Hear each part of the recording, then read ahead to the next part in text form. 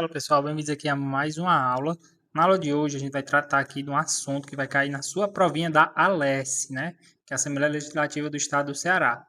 Na aula de hoje é só para quem vai fazer o cargo de técnico legislativo, ok? Porque para analista não cai esse conteúdo aqui, é só para técnico, que é a parte da Constituição do Estado do Ceará, especificamente para o Poder Legislativo Estadual. Não é a Constituição inteira, é só a parte do Poder Legislativo Estadual do Ceará, certo? Somente o tópico lá da Constituição que aborda o Poder Legislativo. Outra coisa, pessoal, eu vou deixar aqui embaixo o link da playlist completa de todas as aulas de legislação para o concurso da ALES. E esse material aqui vai estar de graça, né? Vai estar de graça, está lá no canal do WhatsApp. É só você entrar e baixar tanto o material dos slides, né? Em PDF, como também o PDF da lei seca com as questões. Então, tudo de graça. Essa é a única diferença do edital que traz para técnico e analista, né? O técnico ele tem mais essa parte da Constituição, tá bom? E a gente vai disponibilizar aí gratuitamente para vocês conhecerem o nosso material, conhecer o nosso trabalho, tá certo? A gente também vai deixar aqui embaixo a playlist completa de toda a legislação das aulas gratuitas que a gente tem aqui no canal, tá bom? Espero que vocês gostem aqui, certo? Vamos lá, começando com o nosso roteiro de apresentação. Primeiramente, a gente vai trabalhar aqui a estrutura da Assembleia Legislativa, ok? Falando da composição, autonomia das sessões legislativas. Logo após, a gente vai tratar das competências, certo? Que tem algumas competências que são exclusivas da Assembleia e também outras que são concorrentes com o Poder Executivo. No caso, é com o governador, ok? Também vamos falar sobre os deputados estaduais, quais são as imunidades dos deputados, quais são as vedações, quando é que tem a perda do mandato, certo? E, por fim, a gente finaliza aqui com o processo legislativo, tá bom? Então, a espécie normativa, a iniciativa do legislativo e também a parte do veto, beleza? Vamos aqui começar com o artigo 45 da Constituição Estadual, certo? É só a parte legislativa que vocês têm que estudar. Então, vamos começar com o artigo 45, que dita as regras de funcionamento da Assembleia Legislativa. Para começar, pessoal, a composição da casa é formada por representantes legítimos do povo. Não esqueça, é o povo que elege. O povo, o povo, o povo. Não esqueça. Eles são escolhidos através do sistema proporcional. Sistema proporcional. Para exercer um mandato com duração de uma legislatura. A legislatura ela dura 4 anos, ok? O ponto que exige mais atenção é o cálculo para definir o número de deputados estaduais, que é atrelado diretamente à bancada federal eleita pelo Ceará. A regra funciona em duas etapas. Primeiro, multiplicamos o número de deputados federais por 3, até o limite que é 36 vagas, certo? A partir desse patamar, ou seja, para que o número de deputados federais ultrapasse 12, certo? A conta muda e aplicamos um acréscimo de apenas uma vaga estadual para cada deputado federal excedente, certo? Para fechar a redação, fique atento aqui à vigência, certo? Quando tem a alteração no número de vagas, só vale para a legislatura subsequente, ou seja, quando o número de vagas é alterado, só vai valer aquela alteração para a próxima legislatura, ou seja, depois de passar a legislatura atual, beleza? Vamos aqui falar sobre a autonomia das sessões legislativas, presente aqui nos artigos 46 e 47, beleza? O artigo 46, ele garante a autonomia financeira da casa, determinando que o poder legislativo ele deve receber, no mínimo, 3% de toda a receita estadual. Não esqueça, 3%, no mínimo, no mínimo. Pode ser mais de 3%? Pode, mas é no mínimo 3% da receita estadual. A lei também obriga que esses recursos, que engloba também os créditos suplementares e especiais, sejam entregues pelo Poder Executivo até o dia 20 de cada mês. Ou seja, até o dia 20 de cada mês tem que estar com esses pelo menos 3% da receita estadual. Esse repasse é totalmente automático, o que significa que o governador não tem o poder de reter essas verbas do legislativo, ok?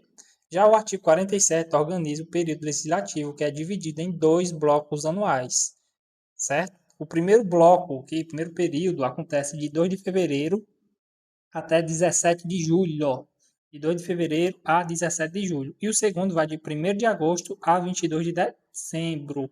1º de agosto a 22 de dezembro, segundo bloco. Em regra, uma regra prática importante é que se o início desse período cair em um sábado, um domingo ou feriado, o começo da sessão ele é transferido para o primeiro dia útil seguinte. Certo, pessoal? Olha só, 2 períodos legislativos. O primeiro período é do dia 2 ao dia 17. O segundo período do dia 1º ao dia 22. Ah, professor, mas caiu no dia 1º de agosto, foi no sábado. O que acontece? Passa de sábado, passa domingo, só na segunda-feira que começa o período legislativo. Por quê? Porque não pode em sábados ou feriados. Se cair no feriado, ou num sábado ou no domingo, por exemplo, não pode. É transferido para o primeiro dia útil subsequente. As bancas gostam de cobrar esse tipo de questão, fazendo uma pegadinha. Ah, caiu no sábado. E agora? Quando começa? Entendeu? E uma regra muito prática, muito importante é o seguinte.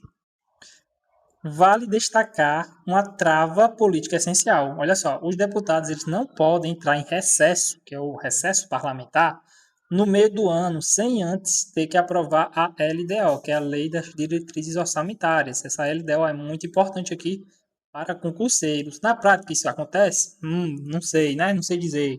Mas na lei está dizendo que não pode o pessoal não pode entrar em férias antes que seja aprovada a LDO, que é a Lei das Diretrizes Orçamentárias, beleza? Avançando aqui na nossa aula, vamos agora falar sobre as sessões preparatórias e a convocação extraordinária, tá bom? Bom, pessoal, o foco aqui central é saber exatamente quem tem a competência de convocar extraordinariamente o parlamento fora daquele período comum que acabamos de ver. Período comum, não esqueça que é esse período aqui, ó, de dia 2 de fevereiro a 17 de julho, né? E de 1º de agosto a 22 de dezembro. Aqui é ordinário. Pode convocar extraordinariamente? Pode, ok? Como é essa convocação? Existem 2 frentes de convocação que vocês precisam dominar. A primeira delas é exclusivamente do presidente da Alesse, certo? O presidente da Alesse ele pode convocar, né?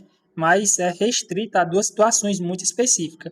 Em caso de intervenção em algum município ou para a posse do governador, do vice-governador, não pode, certo?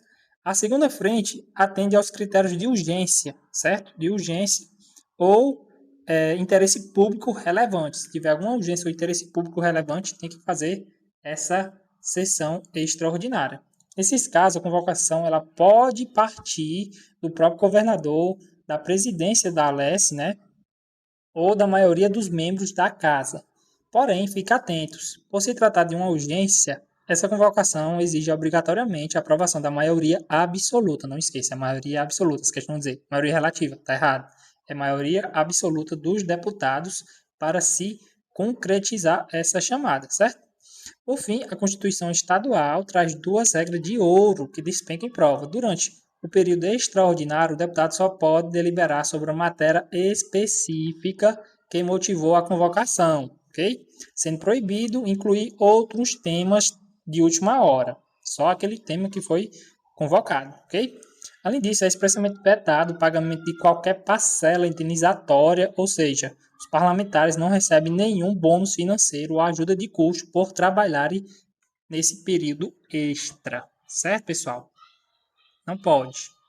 Então, você já sabe aqui, extraordinário, quando tem alguma coisa assim que o parlamento precisa decidir agora, entendeu? É algo fora do rito normal. Vamos aqui falar agora sobre as competências exclusivas da Assembleia, elencadas aqui no artigo 49. Vamos a elas? Bom, pessoal, a grande regra de ouro aqui, vocês precisam fixar logo de início, é as atribuições. As atribuições, pessoal, ela não depende da sanção do governador, ok? Não depende da sanção do governador. Não esqueça dessa primazia aqui, ok? Elas nascem e se esgotam dentro do próprio poder legislativo, sendo uma expressão, né, máxima de sua autonomia política. O legislativo ele tem autonomia política, certo? O texto ele divide essas funções em 4 grandes eixos principais. O primeiro eixo envolve os instrumentos de democracia direta. Democracia direta, não esqueça, cabe exclusivamente à Assembleia autorizar a realização de referendos e convocar plebiscitos de amplitude estadual, chamando a população para decidir diretamente sobre temas cruciais, ok? No segundo bloco temos o controle do executivo. Aqui os deputados ele atuam como fiscais do Estado, ok? Eles têm o poder de sustar atos normativos do governador que exorbitem, ou seja, que passam dos limites do seu poder regulamentar. Além disso, eles exercem o controle amplo, ok? Amplo em qualquer ato administrativo do executivo. O terceiro ponto aborda a aprovação prévia para cargos estratégicos, certo? Cargos estratégicos. A Assembleia realiza uma arguição pública, né? A famosa sabatina, e em seguida, por voto secreto, não esqueça, por voto secreto, que precisa aprovar nomes importantes, como os interventores em municípios e a fatia de 3/7 dos conselheiros dos tribunais de contas do Estado, certo? 3/7 dos tribunais de contas são elegidos por quem? Pela Assembleia Legislativa do Estado do Ceará, além de outros cargos que a lei exigir, ok? Para fechar, o eixo de contas e fiscalização é muito importante essa parte aqui. Eles julgam as contas anuais do governador e apreciam os relatórios dos planos governamentais, certo? A competência da casa é julgar anualmente as contas prestadas pelo governador e apreciar, ela não julga, apreciar os relatórios sobre a execução dos planos governamentais. Lembre, o TCE apenas emite um parecer prévio. Quem julga, de fato, as contas do executivo é a Assembleia, certo? O TCE, ele aprecia as contas. Quem julga é a Assembleia, certo? A Assembleia Legislativa que julga. Julgar as contas anuais, certo? Quem julga? A Assembleia. O TCE faz o quê? A apreciação, ok? O Tribunal de Contas do Estado, além de outros cargos, né? Quem dá os 3/7 da fatia dos conselheiros do tribunal é a Assembleia. E a Assembleia também que julga a conta do governador. Quem julga a conta? A Assembleia. Como é que eu posso dizer? Quem faz o parecer prévio é o TCE, Tribunal de Contas do Estado. Não esqueça isso aqui. A provinha vai trazer, o TCE, que é o Tribunal de Contas, ele julga a conta do governador, já que é o Tribunal de Contas, não julga. Quem julga é a Assembleia. Não esqueça disso aqui. Vai cair na sua prova. Estou repetindo aqui umas 10 vezes porque cai. Só continuando aqui nosso conteúdo, vamos agora falar mais sobre as competências exclusivas da Assembleia. A gente viu no bloco anterior que a Assembleia ela aprova 3/7 do TCE, que é o Tribunal de Contas Estadual, certo? Ela aprova 3/7. A gente viu aqui, ó, aprovação 3/7 dos conselheiros. Ela aprova. Agora, a própria Assembleia, escolhe o restante, 4/7. Ela aprova 3/7 e ela escolhe 4/7. Isso aqui cai demais em prova. Cai muito, mas muito. Se você não tiver esse slide aqui e for ler o texto de lei, isso aqui passa batido geral. Passa batido. Por isso que esse material aqui está gratuito aqui para vocês, pessoal. É só estudar e fazer a provinha de boa. Olha só. A Assembleia ela escolhe 4/7. O que sobra? Sobra 3/7. O que ela faz? Ela aprova esses 3/7, certo? Dos conselheiros do TCE, que é o Tribunal de Contas Estadual, certo? Agora vejam. O segundo ponto aqui que trata a lei é sobre o afastamento do governador, certo? Afastamento do governador. Não esqueça também desse afastamento. O legislativo ele detém o poder de conceder a autorização prévia. Atenção nessas frases que eu estou aqui mencionando para vocês, certo? As frases que eu dou ênfase, vocês gravem porque cai em prova. Ele fala o quê? Ele concede a autorização prévia para que o governador e o vice-governador possam se afastar do cargo ou se ausentar do país, certo? No terceiro tópico temos aqui o controle sobre o Procurador-Geral de Justiça, o chefe do Ministério Público, certo? A Assembleia ela pode aprovar sua exoneração de ofício antes do término do mandato, mas é uma exigência rígida, certo? O processo necessita de maioria absoluta e uma votação secreta. Uma coisa que vocês decorar, ó, a maioria absoluta e a votação é secreta, ok? Quarto destaque aqui aborda o poder de convocar secretários do Estado para prestar esclarecimento. Ele pode convocar os secretários, né, para prestar esclarecimento. Uma vez convocado, eles têm um prazo de 30 dias para o atendimento, certo? Eles têm 30 dias para comparecer, obviamente. Ok?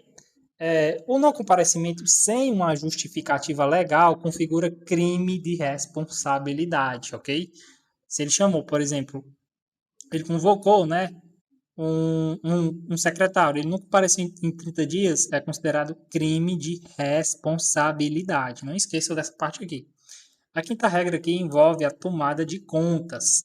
O governador ele tem o dever de apresentar suas contas anuais. Caso ele não cumpra essa obrigação em até 60 dias, 60 dias, não esqueçam, 60 dias após a abertura da sessão legislativa, a própria Assembleia toma a iniciativa e procede à tomada de contas. Ou seja, o governador não quis, a própria Assembleia toma a iniciativa e procede à tomada de contas.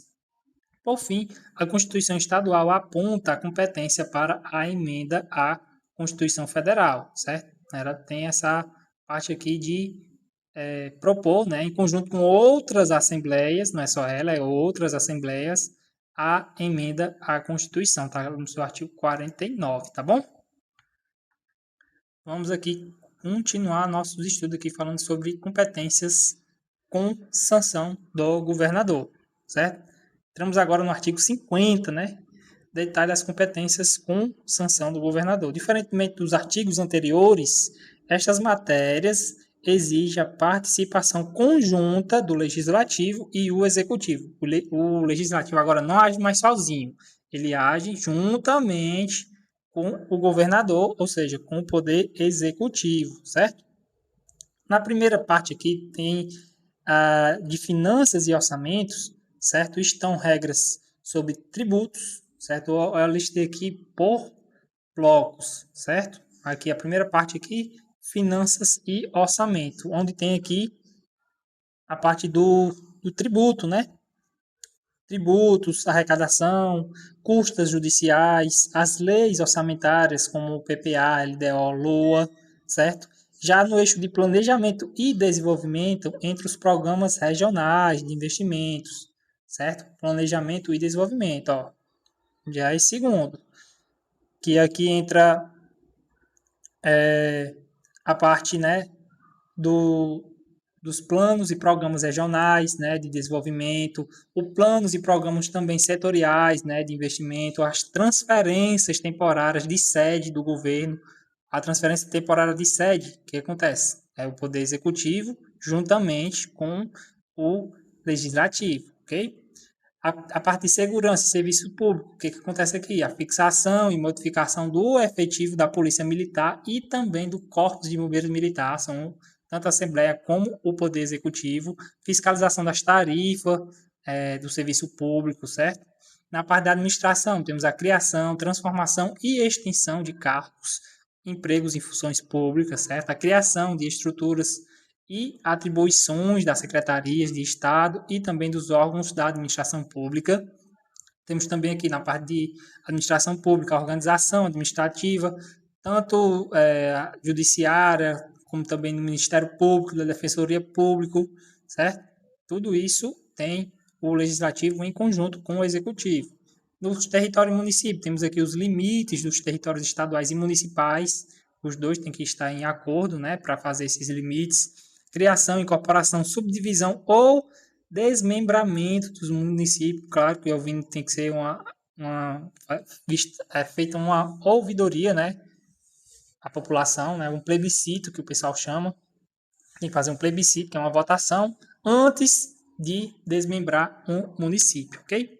E a parte de patrimônio tem aqui os bens de domínio do Estado, né, e a proteção do patrimônio público, que os dois também agem em consonância, certo?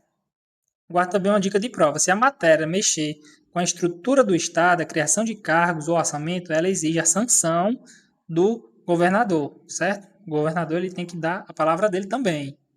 O legislativo não age sozinho aqui. O governador é que tem que trabalhar conjuntamente, certo? Tem que dar a sanção. Ah, o governador está ciente, porque... Entendeu? Avançando aqui na nossa aula, vamos analisar o artigo 51, que trata das imunidades dos deputados estaduais. Ok? O marco temporal aqui que vocês devem gravar para a prova é o seguinte: expedição do diploma. Começa aqui com a expedição do diploma, não esqueça. Vamos aqui. Pronto. É a partir da diplomação que as garantias passam a valer. O texto da lei ela divide o tema em 4 tópicos fundamentais. O primeiro é a imunidade material, que garante a inviolabilidade civil e penal do deputado por suas opiniões, palavras e votos. Opiniões, palavras e votos, certo? Em seguida, temos o foro privilegiado, estabelecendo que os parlamentares estaduais devem ser processados e julgados diretamente pelo Tribunal de Justiça, ou seja, pelo TJ. Eles devem ser no foro privilegiado, é o Tribunal de Justiça que julga eles, ok? Seguindo aqui, o terceiro ponto aborda a imunidade formal em relação à prisão. Um deputado ele não pode ser preso a menos que seja em flagrante de crime inafiançáveis, certo? Tem que ser um crime inafiançável para ele ser preso. Caso isso aconteça, os autos de prisão devem ser remetidos à Assembleia Legislativa no prazo de 24 horas e caberá à maioria dos membros, né, da casa decidir se ele mantém ou não a prisão. Por fim, o texto trata aqui da sustação da ação penal, certo? Se houver um processo criminal contra o deputado por crime praticado após a diplomação, a Assembleia ela pode sustar, ou seja, pausar o andamento dessa ação, ok? Essa medida exige a iniciativa de um partido político ou a aprovação da maioria dos membros, ok? Correndo em um prazo improrrogável de 45 dias. Prazo é improrrogável. Vamos agora falar sobre as vedações e perda de mandato, elencados aqui no artigo 52 e 53, ok? Este assunto aqui exige muita atenção, porque as bancas costumam trocar os marcos temporais. Preste atenção. O texto divide as vedações em 2 momentos distintos. O primeiro grupo aqui de proibições que passa a valer desde a diplomação. A partir desse marco, né, da diplomação, o deputado ele não pode firmar contratos com empresas ou órgãos públicos, a menos que o contrato siga cláusulas uniformes daquelas padrões, né, aplicados a qualquer cidadão. Ele também fica proibido de aceitar cargo remunerado em entidades públicas. Já o segundo grupo aqui fala sobre as vedações, né? As vedações elas vigoram desde a posse.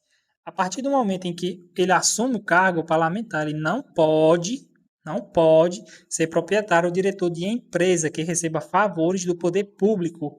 Não pode também patrocinar causas na justiça. Não pode patrocinar causas na justiça contra as entidades públicas.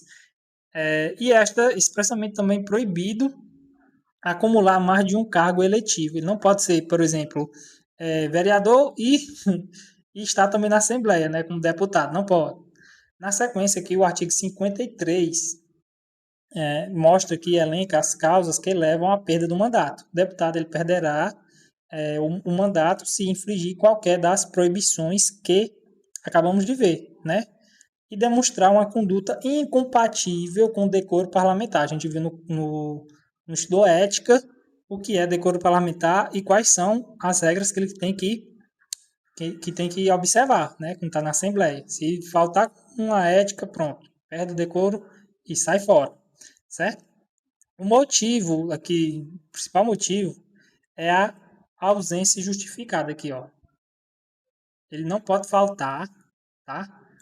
Um terço da sessão de ordinária sem licença, senão ele perde o mandato, certo? Ele perde o mandato. Se faltar um terço das sessões ordinárias do ano sem estar licenciado, resulta em perda do cargo. Por fim, o mandato o mandato também é cassado, né? Cassado, perdido, né? Caso o deputado ele sofra perda ou suspensão de seus direitos políticos, receba também uma condenação eleitoral definitiva, depois de transitar em julgado, né? Alvo de uma condenação criminal, certo? Se ele for condenado, transitado e julgado, ele perde também o cargo, beleza? Só acabamos de ver aqui no slide anterior as hipóteses que o deputado ele perde o cargo. Aqui vamos tratar das exceções, ou seja, as situações em que o parlamentar ele não perde o mandato, mesmo se afastando assim das suas funções habituais. O texto aqui ele aponta que o deputado ele mantém o cargo em três hipóteses principais de afastamento. A primeira hipótese é por razões políticas, quando o parlamentar é investido em cargos de confiança do executivo, como ministro de Estado, governador de território, né, ou secretário de estados e cargos equiparados, ok? A segunda hipótese abrange as licenças tradicionais, seja para tratamento de saúde ou para tratar de interesses particulares, desde que o interesse, né, do afastamento não ultrapasse 120 dias por legislação, sessão legislativa, ok? Não pode ultrapassar 120 dias por sessão legislativa, beleza? Um afastamento por interesse particular. A terceira situação aqui garante o direito à licença maternidade, no caso de uma deputada, né, de 120 dias, com possibilidade de prorrogação por mais 60 dias. Por fim, o texto explica o papel do suplente. Ele será convocado em caso de vacância definitiva, certo? Quando o titular assumir um cargo dos executivos, que eu citei agora há pouco, né? Ou quando a licença for superior a 120 dias, aí o suplente entra em cena. Em uma hipótese extrema, que não haver mais suplente disponível para assumir, e ainda restar mais de 15 meses, esses 15 meses aqui caem muito em prova, quando restar mais de 15 meses, certo? Será realizado, né, novas eleições. O Tribunal Eleitoral ele será acionado para a realização de uma nova eleição, beleza? Em relação aqui às comissões parlamentares, né, as comissões parlamentares e órgãos técnicos fundamentais da Assembleia Legislativa do Ceará, o texto ele explica que a casa ela trabalha em dois tipos de comissões, a permanente e a temporária. E sua composição deve refletir de forma proporcional a força dos partidos políticos que estão na Assembleia. Uma das suas principais funções é debater e votar projetos de lei de forma terminativa, ou seja, dispensando a votação em plenário, ou menos que haja um recurso, né, assinado por 1/10 dos deputados, como a gente viu no regimento interno, né, que exige um voto para a votação ser geral, ok? Essas comissões ela têm amplos poderes, elas também podem realizar audiências públicas com a sociedade e receber petições e declarações dos cidadãos. Também pode solicitar depoimentos de autoridades, inclusive convocar secretários de Estado que têm prazo de 30 dias para comparecer sob pena de crime de responsabilidade, como eu já falei. Por fim, também o texto dá um destaque especial à CPI, a famosa CPI, Comissão Parlamentar de Inquérito. E para fechar o ponto, gravem o macete de prova que está na tela. Ó, uma CPI é criada por requerimento de 1/3, certo? Para criar ela, requerimento de 1/3 dos membros. Tem que existir um fato determinado para ser investigado e tem um prazo certo de duração. Fato determinado, prazo certo, requerimento de 1/3, não esqueça. Ela possui poderes de investigação dos próprios autoridades judiciais, ou seja, do juiz, que inclui a capacidade de quebra de sigilo bancário, de investigação. Suas conclusões não punem, na verdade, diretamente, mas são encaminhados ao Ministério Público. Ela não tem o poder de decidir igual o juiz tem, certo? Mas são encaminhados para o Ministério Público para que ele promova a responsabilidade civil ou criminal dos envolvidos, beleza? Iniciamos aqui agora o artigo 58, que trata aqui do processo legislativo, muito importante na sua prova.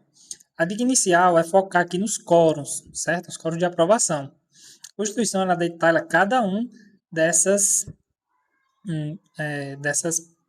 partes aqui do processo. A primeira delas aqui são as emendas à Constituição, que exige um quórum mais rígido de todos. A aprovação da Constituição do Estado, né, que a gente está estudando, é necessário 3/5 dos deputados em 2 turnos de votação. Okay? 3/5 dos deputados em 2 turnos de votação. Como é só a Assembleia Legislativa, não tem o Senado e a Câmara, quando é a Constituição Federal, aqui é só 3/5 dos deputados da Assembleia, certo? Em 2 turnos de votação. Em segundo lugar, temos as leis complementares, destinadas a matérias específicas, né? Que a própria Constituição exige, sendo aprovado por maioria absoluta dos parlamentares. Já as leis ordinárias, que é um pouco mais fraquinha, né? Fica em terceiro lugar, representam uma forma mais comum de legislar, certo? E necessita apenas de maioria simples para aprovação.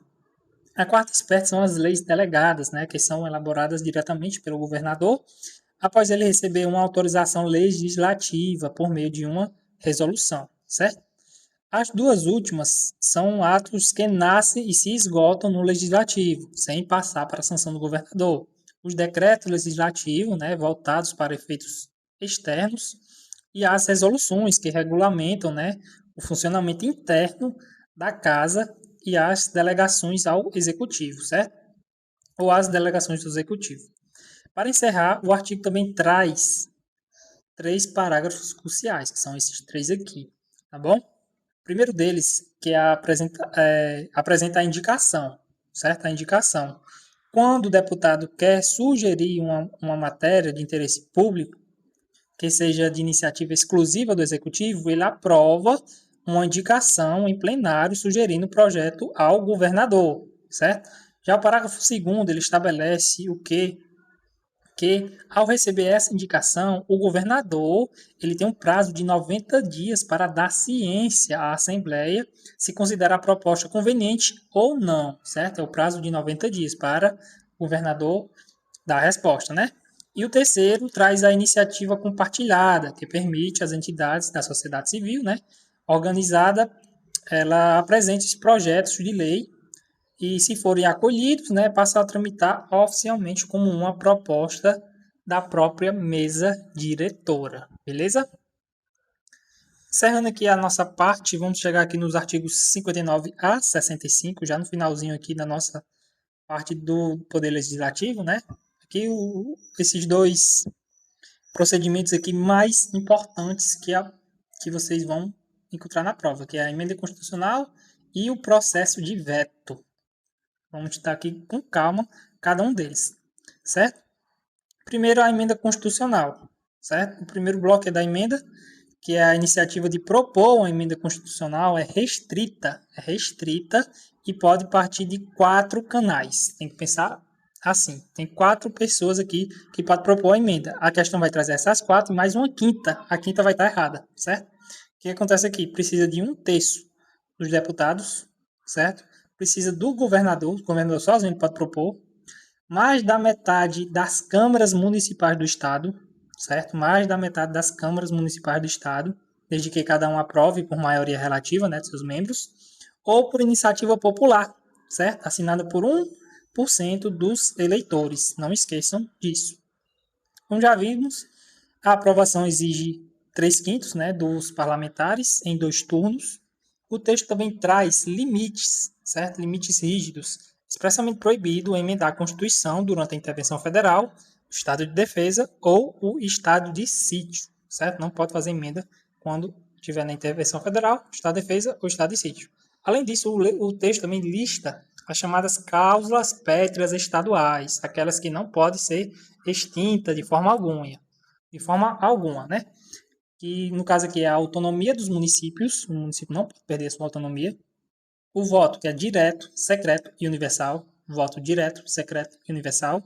E a separação dos poderes também são cláusulas pétreas estaduais. Okay? O segundo bloco regula o veto do governador.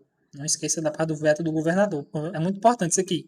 Se o governador considerar um projeto inconstitucional ou contrário ao interesse público, ele tem um prazo de 15 dias para vetar. Após tomar a decisão, ele deve comunicar os motivos ao presidente da Assembleia em até 48 horas, certo? Em até 48 horas. Aí, o presidente da Alesse Não esqueça dessa parte. Uma vez recebido o veto, a Assembleia ela tem um prazo de 30 dias, né, para apreciar em plenário, né, para que o veto do governador seja derrubado, ou seja, rejeitado. O veto do governador também pode ser rejeitado. Exige o voto da maioria absoluta dos deputados para derrubar o veto do governador, ok?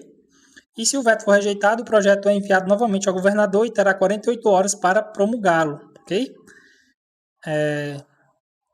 Depois que rejeitou o veto, tem 48 horas para promulgá-lo. E caso não faça dentro desse prazo, né, a obrigação passa para o presidente da Assembleia Legislativa. E se este também não fizer, caberá ao vice-presidente da casa fazer a promulgação. Olha que coisa, hein? Isso aqui é muito complicado, pode cair até uma prova um pouco mais difícil, né, sobre o veto do governador. Pode cair. Muito importante estudar essa parte aqui, tá bom, pessoal? Com isso, a gente termina aqui com a tabela de prazos, muito importante para o seu estudo, tá bom? O material está na descrição do vídeo de forma gratuita para vocês estudarem, tá certo? E também tem a playlist de todas as aulas aqui embaixo, tá bom? Muito obrigado aqui pela paciência de vocês e vamos resolver 3 questõezinhas e o material das questões também está na descrição. É só entrar no canal do WhatsApp e baixar lá. Vamos aqui resolver agora questões sobre a Constituição do Estado do Ceará, especificamente para o curso da Alesse, né, que trata aqui do Poder Legislativo Estadual. Tá bom? Antes de tudo, eu gostaria de pedir para você deixar o like, tá bom? Se esse conteúdo você viu de alguma forma para seu aprendizado, tá certo? Deixa o like, aperta o botão hypar, se você vê aí o botão hypar, tá bom? Vamos lá para a primeira questão. No que concerne às regras constitucionais sobre o funcionamento, as sessões e a autonomia do Poder Legislativo, assinale a alternativa correta. Alternativa A.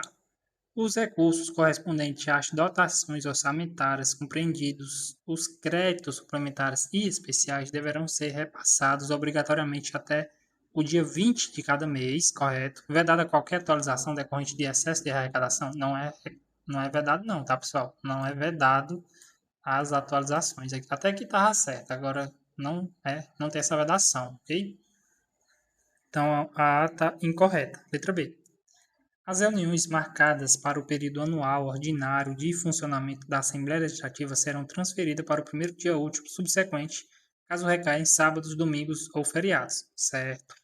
Aplicando-se idêntica regra de prorrogação automática para as sessões preparatórias no dia 1º de fevereiro. Pessoal, as datas das reuniões da sessão legislativa estão corretas, né? Que é de 2º de fevereiro a 1º de agosto. As sessões preparatórias têm a data fixa, certo? É a data fixa constitucional, é 1º de fevereiro. E não há na lei esse tipo de prorrogação, é sempre 1º de fevereiro, certo? Que é da sessão preparatória. É um dia assim, como se fosse um feriado, entendeu? É o dia 1º, sempre vai ser dia 1º de fevereiro. Não tem esse negócio de um dia último subsequente, só para a parte das reuniões, certo? O dia subsequente. Vamos lá para a letra C. Em respeito à separação dos poderes, a sessão legislativa ordinária encerra-se impreterivelmente na data 17 de julho para o primeiro período, mesmo que o projeto de lei de diretrizes orçamentárias não tenha sido submetido à deliberação ou aprovação do plenário. É errado, pessoal. A gente viu na aula que precisa da aprovação da lei das diretrizes orçamentárias, a famosa LDO. Então, a C já está incorreta também. Letra D. A Assembleia Legislativa poderá funcionar excepcionalmente em sessões secretas, exigindo-se, para tanto, a deliberação de maioria absoluta, ok, seus membros, no interesse da segurança ou do decoro parlamentar, hipótese em que o voto será a descoberto. Certo, pessoal? A letra D está correto. Nosso gabarito da primeira questão, certo? Quem tiver dúvida aí é só acompanhar o artigo 48, parágrafo único da nossa legislação, da Constituição Estadual, certo? Vamos agora para a segunda questão. Considere que o governador do Estado pretenda convocar extraordinariamente a Assembleia Legislativa para deliberar sobre matéria de relevante e urgente interesse público. Diante do regulamento constitucional sobre o tema, assinale a alternativa correta. Letra A. No período extraordinário, a Assembleia Legislativa poderá estender suas deliberações a matérias conexas de interesse público, fazendo jus os parlamentares ao pagamento de parcela indenizatória proporcional aos dias de trabalho em razão da convocação? Não, pessoal, não tem essa parcela de convocação extraordinária. Antigamente tinha, mas muitos deputados faziam isso à torta e à direita. Por isso que foi mudado a lei, né? Não tem mais essa parcela extra pelo trabalho excepcional, ok? Letra B. A convocação extraordinária por iniciativa do governador do estado prescinde de aprovação do plenário, bastando a publicação do ato oficial no Diário Oficial para o início imediato do trabalho. Não, pessoal, também não é assim, certo? Não é de acordo com o que está dizendo aqui na questão. Tá bom? Nas hipóteses do inciso 2, né, do parágrafo 5, que inclui o governador, né, exige expressamente a aprovação da maioria absoluta da Assembleia. Letra B está incorreta. Letra C. A convocação extraordinária por motivo de urgência ou interesse público relevante e urgente, né, pode ser feita pelo governador, pelo presidente, olha só, as 4 pessoas, governador, presidente, pode também por requerimento da maioria, né, maioria dos membros da casa, exigindo em todas as hipóteses a aprovação da maioria absoluta da Assembleia. Está correto.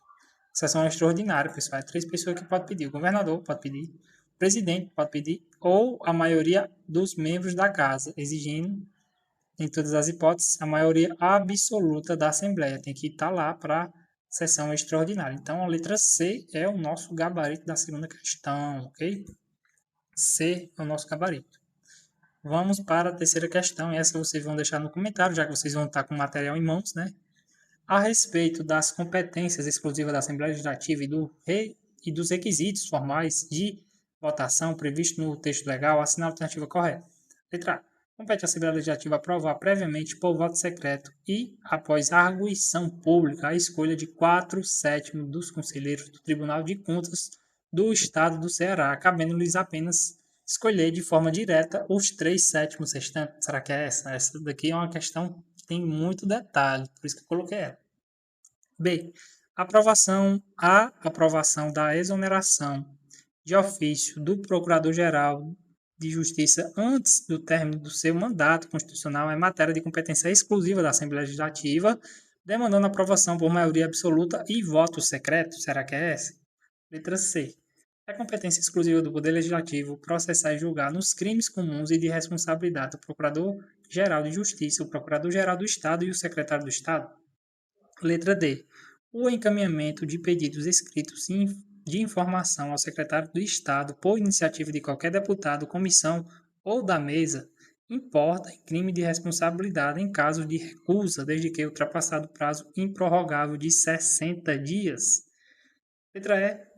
Compete à Assembleia Legislativa proceder à tomada de contas do governador do Estado quando esta não for apresentada pelo Poder Legislativo dentro de 30 dias após a abertura da sessão legislativa ordinária. Qual alternativa está correta? Deixa aqui nos comentários. Se gostou do vídeo, compartilhe aí com um amigo seu que está estudando esse assunto. O material está na descrição e no comentário fixado. Está no nosso canal do WhatsApp, tá bom? É só baixar lá e desejo a vocês uma ótima preparação. Lembrando que a playlist completa de toda a legislação está aqui também no comentário fixado, beleza?